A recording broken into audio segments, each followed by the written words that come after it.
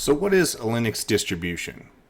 When Linus released the Linux kernel in 1991, the installation was complicated.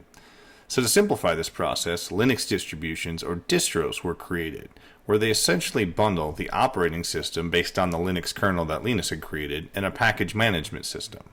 Today there's around 500 distributions in active development. Created by Ian Murdoch in 1993, Debian has been hugely influential. There's over 141 derivatives today according to DistroWatch.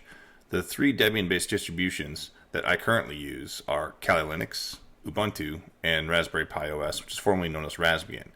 Debian-based distros use software packages in the .deb or .deb file format, which is a two-part archive.